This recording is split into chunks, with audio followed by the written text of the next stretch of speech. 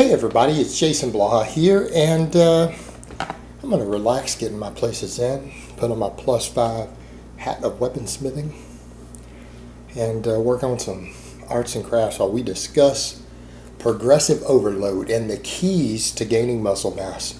What does the sum total human knowledge in the world today know about gaining muscle? Like what you actually have to do to gain it in terms of training. Obviously, we all know getting enough food in is essential, enough sleep, all of that. But actual training, honestly, it's all about progressive overload. And we've known this for 2,500 years. The ancient Greeks discovered this, and some of you may or may not know, and I'm going to retell it. I like to retell this story about twice a year, sometimes 3 times a year on this channel. The story of Milo of Croton. And Croton was part of ancient Greece. And again, the Greeks were very, very big on sports, strength, athleticism, all of that. I mean, you look at the Greek statues you have, it's very clear that they had a focus on and an admiration of athletic bodies. Again, those statues kind of give you a real good idea, and their art does as well. So, but they studied it. They had a scientific outlook at it.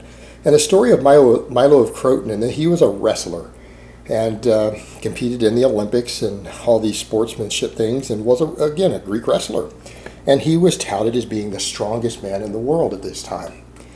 His secret was supposedly what he had done is that he realized that over time, if you just increase the workload, that you'll get stronger. And he postulated that if he started picking up and carrying around a little baby calf, a bull calf when it was a baby, and as it grew over time, if he continued to pick it up and carry it every day, that eventually, if he did this while it was growing, that once it was fully grown, that he would be strong enough to pick up a fully grown bull, a feat that no man had ever performed before. And that's what he did.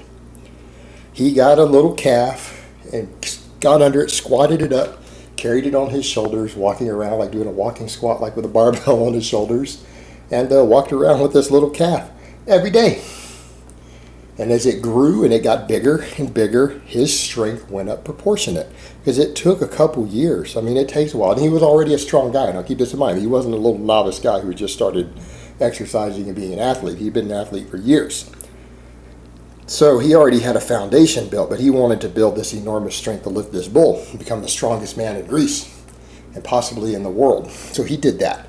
And when that bull was fully grown, he was able to get under that bull and squat it up and stand up with it on his shoulders and thus lift the bull. Again, an amazing feat. And he did it through progressive overload.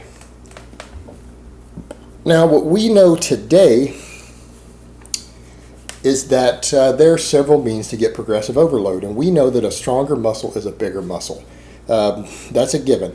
The bigger a muscle gets, the more strength potential it has. And some guys will argue, well, then how come these guys can't do these big full body movements? Because they haven't trained them properly, and they have weak links that prevent them from doing it. A weak core, stuff like that, will stop you from having an amazing squat or deadlift, even if your legs and back are strong. So there's more to it than that. But in the case of the individual little muscles, your biceps, your pecs, your quads, the thicker the muscle fibers are, the more force it is capable of generating in direct proportion. Like it's a proportionate increase. So we know this. This is a known fact. And so, if you get stronger, the muscle's going to get bigger. Size and strength go hand in hand for the most part inside an individual. Now, the fact that they don't appear to be proportionate from individual to individual, whole nother topic. That might be a half-hour video one day to cover that one in detail. But there are reasons for that also. But how do you increase overload? Well, there's a few methods available, and I'm going to kind of list them in order of priority because they're the ones that are most effective in terms of getting size on you quicker. There's a priority of order, but they all work hypothetically. First one is going to be increasing tension. What does that mean? Move more weight. On your bench press, if you can bench 100 pounds for whatever number of reps, 1 rep, 5 reps, whatever it happens to be, and you increase it 5 pounds, and you can now do 105 pounds for that same 1 rep or 5 reps or whatever you were previously lifting, you've gotten 5 pounds stronger on it. Your muscles are going to get bigger. The muscles used to lift that weight are going to get bigger. Your pecs, front delts, triceps, all of that. They're going to get bigger. Same thing on a bicep curl. If you can curl a 10-pound dumbbell for 8 reps, and you get strong enough with the same form that you can curl a 9-pound dumbbell. Did I say an 11-pound dumbbell for 8 reps? Biceps going to get stronger, it's going to get bigger. Every expert in the world agrees on that. Number 1 priority. Number 2, increasing reps. If you can increase your work capacity on a given muscle, it's going to go get stronger. And not just bigger, but stronger. And what I mean is, if you can bench press 100 pounds for 8 reps right now, and you get strong enough to do it for 10 reps, your 1 rep max is actually going to go up slightly. So not just your 8 and 10 rep max went up, your 1 rep max went up also. It will go up as a result of that, and your pecs are going to get stronger and bigger. Front delts, triceps, all that again. Same with the biceps. So it doesn't have to be for a compound. This works for isolation movements also. Now, the next one down the row, and it's less effective than the others, obviously, so it goes in this order. It's going to be number of sets you can do with the same weight, more volume. So if previously you could do 3 sets of 8 reps with 100 pounds on the bench press, let's keep using the same example. Might as well keep it consistent. Avoids confusion. And you can get strong enough or increase your work capacity. Like you build up your work capacity by adding a set and getting stronger on that last set to where you can do 4 sets. Not just 3, but 4 sets of 8. You've increased the workload. Muscle's going to get bigger. Muscle's going to get stronger. It's not going to be as much as increasing the reps will on the same set. And increasing the reps on the set isn't going to be as much as adding weight to the bar potentially can. So it kind of goes in that order, but all of them work. And then the final one is going to be what's called workload density. So you go from doing that 4 sets of 8 reps that you can now do. If you've been doing it with 3 minutes break between, and you can shave it down to where you can do the exact same work with 2 minutes in between, you increase your workload density. You're going to get bigger, you're going to get stronger. Now, the latter is becoming more skeptical of now that more data is coming out. And what I mean is, a lot of times guys will go, well, I can cut down the rest times and get out of the gym faster and stimulate more muscle growth. If I can do it quicker in between, I'm going to gain more muscle also through more metabolic fatigue. That is true, but what we have found is that if you reduce the weight to do so, it doesn't. Meaning, someone who waits a full 3 minutes in between versus someone who cuts down to, say, 1 minute, if they're lifting more weight with the 3-minute breaks than they are with the 1 minute break, they produce more muscle growth in the lab.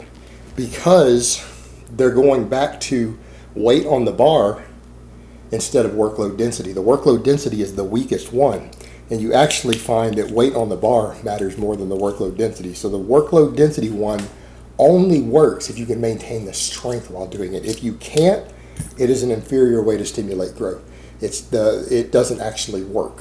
So that's the one that is the most controversial and has become more controversial in the eyes of experts by who've observed it over time and by doing studies. So in order of priority, the ways that you can increase workload through progressive overload in terms of how powerful of a tool they are is going to be through either increasing weight on the bar directly, through increasing the reps you can do with the same weight, increasing the number of sets you can do with the same weight and reps, and 4, the ability to do all of that without losing performance and doing it faster. That's your 4 pathways by which you can stimulate new muscle growth, and of course strength comes along with it. Now, quickly to end this up, the point that we get to, people will say, why don't you just continually add weight to the bar then if that's the most effective one? Unfortunately, while it's the most effective, it's also the quickest one to stall out. So you can't do it forever. Noobs can. They can keep adding weight to the bar every week for quite some time. Once you get kind of out of the noob phase, it becomes increasingly difficult. That's where you have to start playing with the others a little bit to get through stalls, to get through plateaus. That's how modern periodization methods have been developed, by rotating through those different types so that when you kind of stall, you can change what you're doing and program it accordingly so that you can try to progress so that you can get stronger to be able to eventually add more weight to the bar. or to the dumbbell. Because the weight itself on there is the most important stimulator of growth, but it tends to stall out really quick. And when it stalls, well, you stop growing. And so by playing with the other methods that you have available, sometimes through very simple means, it can be done for years on end, you can essentially, over time, ensure that at least coming up in the future, even if you can't for now, your strength stall, that eventually, by rotating through the others, you'll increase the strength and the work capacity just enough that you will get stronger and add more weight to the bar. And when you can do that, you're going to get a little bit bigger. So ultimately, at the end of the day, what we've known for 2,500 years is still held true in the modern world, that the key to stimulating new muscle growth is through progressive overload. Just like Milo did with that bull 2,500 years ago. All right, guys, but that's really all I have to say on that today. I hope it's been informative, and I will talk to you guys next time.